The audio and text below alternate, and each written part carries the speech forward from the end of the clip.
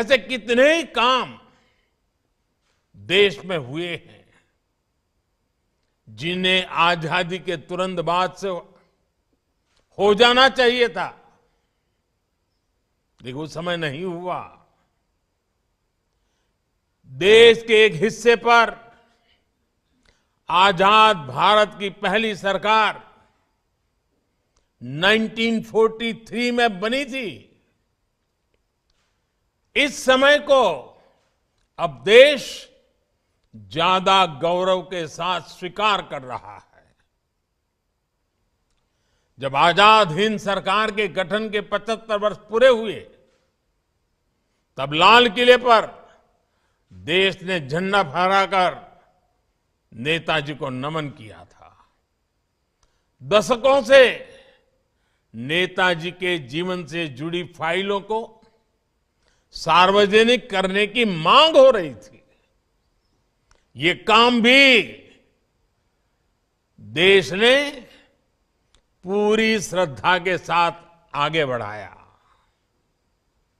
आज हमारी लोकतांत्रिक संस्थाओं के सामने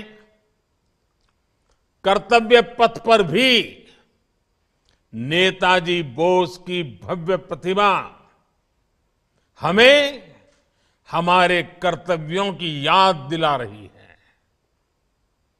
मैं समझता हूं ये काम देश हित में बहुत पहले हो जाने चाहिए थे, क्योंकि जिन देशों ने अपने नायक नायिकाओं को समय रहते जनमानस से जोड़ा, साझे और समर्थ आदर्श गढ़े,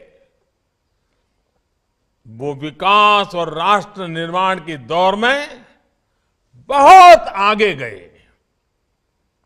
इसलिए यही काम आजादी के अमृत काल में भारत कर रहा है, जी जान से कर रहा है। साथियों, जिन 21 द्वीपों को आज नया नाम मिला है, उनके इस नामकरण में भी गंभीर संदेश छिपे हैं। ये संदेश है एक भारत श्रेष्ठ भारत की भावना। ये संदेश है देश के लिए दिए गए बलिदान की अमरता का संदेश। वयम अमृतस्य पुत्राः। और ये संदेश है भारतीय सेना के अद्वितीय शौर्य और पराक्रम का संदेश। जिन 21 परमवीर चक्र विजेताओं के नाम पर इन द्वीपों को जब जाना जाएगा, उन्होंने मातृभूमि के कण कण को अपना सब कुछ माना था। उन्होंने भारत मां की रक्षा के लिए अपना सर्वस्व न्योछावर कर दिया था। वे भारतीय सेना के हैं, वे वीर सिपाही देश के अलग अलग राज्यों से थे, अलग अलग भाषा, बोली और जीवन शैली के थे, लेकिन मां भारती की सेवा और मातृभूमि के लिए अटूट भक्ति उन्हें एक करती थी, जोड़ती थी, एक बनाती थी। एक लक्ष्य, एक राह, एक ही मकसद और पूर्ण समर्पण।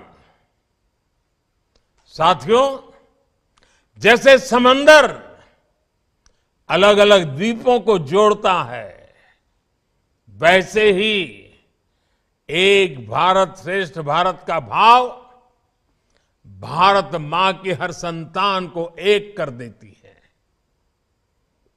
मेजर सोमनाथ शर्मा, पीरू सिंह, मेजर शैतान सिंह से लेकर कैप्टन मनोज पांडे, सूबेदार जोगिंदर सिंह और लांस नायक अल्बर्ट एक्का तक, वीर अब्दुल हमीद और मेजर रामास्वामी परमेश्वरन से लेकर सभी 21 परमवीर, सबके लिए एक ही संकल्प था, राष्ट्र सर्वप्रथम, इंडिया फर्स्ट। उनका यह संकल्प जब इन द्वीपों के नाम से हमेशा के लिए अमर हो गया है। करगिल युद्ध में ये दिल मांगे मोर का विजय घोष करने वाले कैप्टन विक्रम, इनके नाम पर अंडमान में एक पहाड़ी भी समर्पित की जा रही है। भाई और बहनों, अंडमान निकोबार के द्वीपों का यह नामकरण उन परमवीर चक्र विजेताओं का सम्मान तो है ही, साथ ही भारतीय सेनाओं का भी सम्मान है। पूरब से पश्चिम, उत्तर से दक्षिण, दूर सुदूर, समंदर हो या पहाड़, इलाका निर्जन हो या दुर्गम, देश की सेनाएं देश के कण कण की रक्षा में तैनात रहती है। आजादी के तुरंत बाद से ही हमारी सेनाओं को युद्धों का सामना करना पड़ा।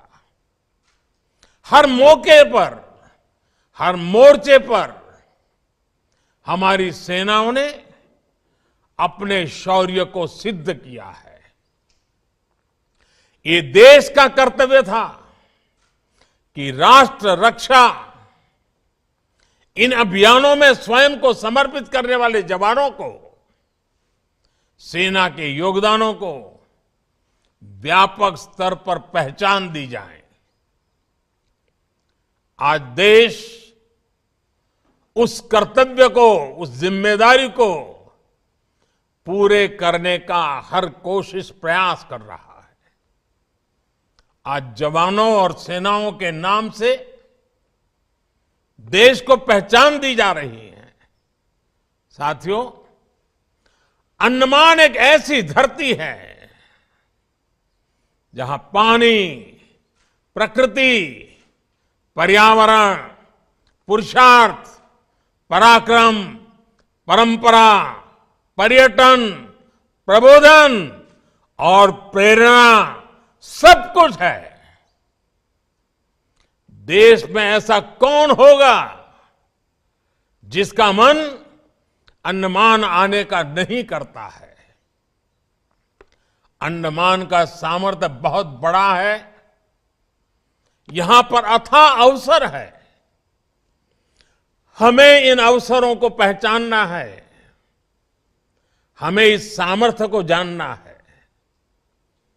बीते 8 वर्षों में देश ने इस दिशा में लगातार प्रयास किए हैं।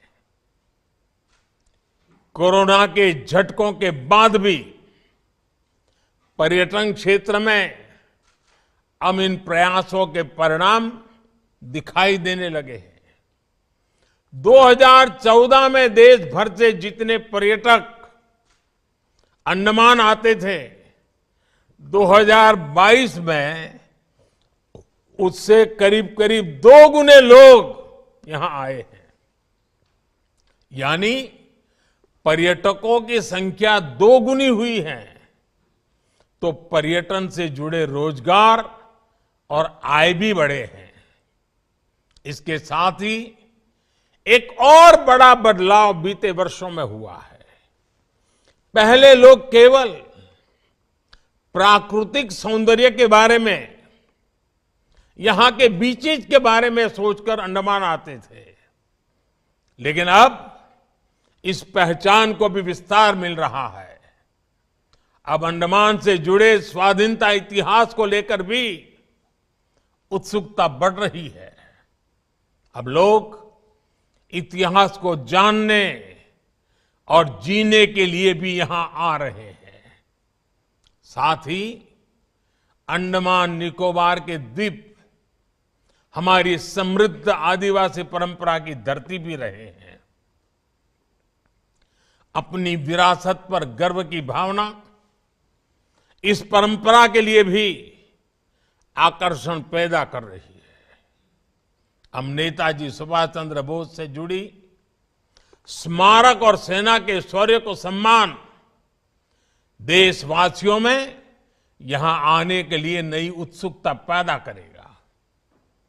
आने वाले समय में यहां पर्यटन के और भी असीम अवसर पैदा होंगे।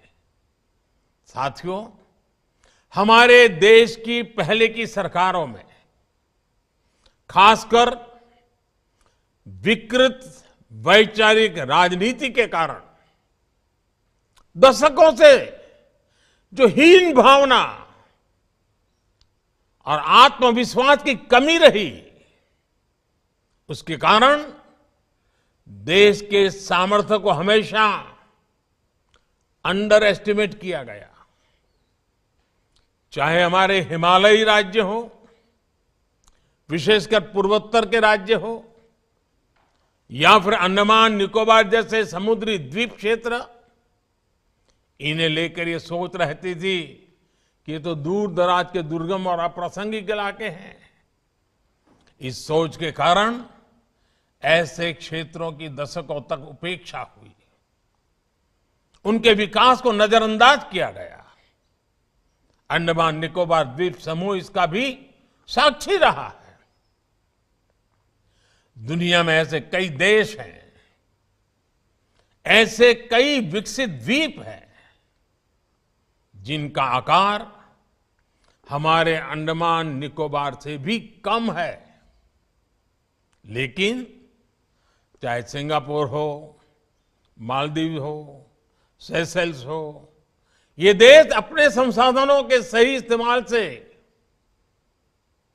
टूरिज्म का एक बहुत बड़ा आकर्षण का केंद्र बन गए। पूरी दुनिया से लोग इन देशों में पर्यटन और बिजनेस से जुड़ी संभावनाओं के लिए आते हैं। ऐसी ही सामर्थ्य भारत के द्वीपों के पास भी है। हम भी दुनिया को बहुत कुछ दे सकते हैं, लेकिन कभी पहले उस पर ध्यान नहीं दिया गया।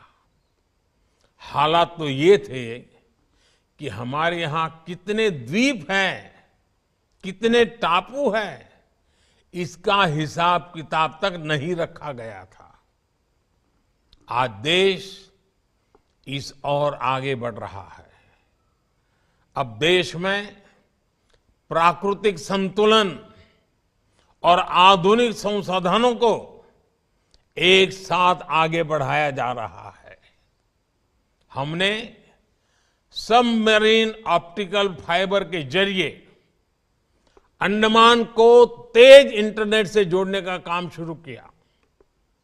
अब अंडमान में भी बाकी देश की तरह ही तेज इंटरनेट पहुंचने लगा है।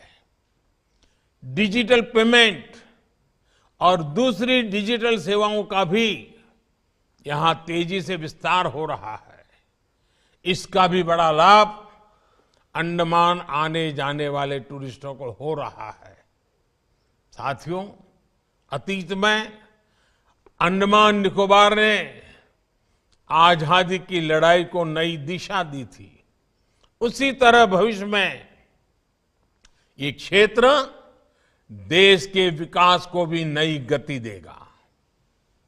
मुझे विश्वास है हम एक ऐसे भारत का निर्माण करेंगे जो सक्षम होगा, समर्थ होगा और आधुनिक विकास की बुलंदियों को छुएगा। इसी कामना के साथ एक बार फिर नेताजी सुभाष और हमारे सभी वीर जवानों के चरणों में नमन करता हूं। आप सबको पराक्रम दिवस की बहुत बहुत शुभकामनाएं।